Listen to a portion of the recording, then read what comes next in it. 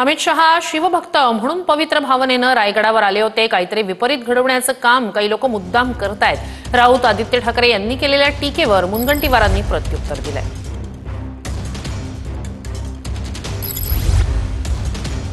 स्वतः आदरणीय अमितभाई हे अतिशय शिवभक्त म्हणून त्या ठिकाणी पवित्र भावनेने एक ऊर्जा शक्ती घेण्यासाठी आले आणि त्यांच्या दौऱ्याचा किस काढायचा. आणि धीरे धीरे हे काही लोकांची सवय लागली आहे. मला व्यक्तिगत रीतीने आता वाटायला लागलं की असं काही करण्याचं मुद्दाम काही लोक ठरवतात आणि त्या माध्यमातून काहीतरी विपरीत घडवणे, विपरीत बातम्या करणे असं ते करतात. करणे वगैरे अशा शब्दाचा वापर राजकारणामध्ये करू नये.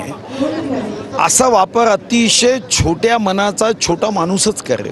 माननीय अमितभाई हे फक्त गृहमंत्री नाही, हृदयामध्ये शिवबा घेऊन या देशामध्ये काम करणाऱ्या एका नेतृत्वाचं आपण अशा पद्धतीने अपशब्दाने अपमान करणे वाईट.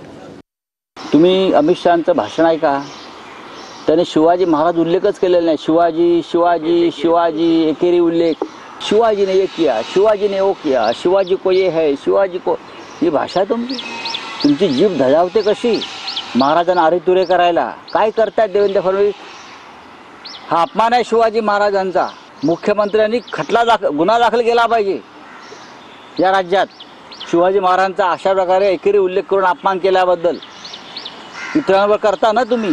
देशाच्या गृहमंत्र्यांना, गुजरातच्या नेत्यांना अभय आहे का शिवाजी महाराजांचा अपमान त्यांनी करावा आणि आम्ही सहन करू? भाजपची हीच भूमिका राहिली आहे.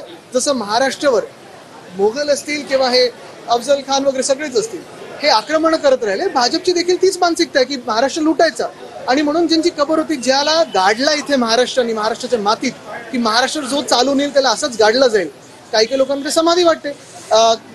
काल त्यांनी मला वाटतं महाराजांचा उल्लेख देखील एकेरी केलेला आहे. आणि हे मग जे कोणी आम्हाला बाकीचं शिकवायला जातात त्यांना आता कुठे गेले ते सगळे लोक?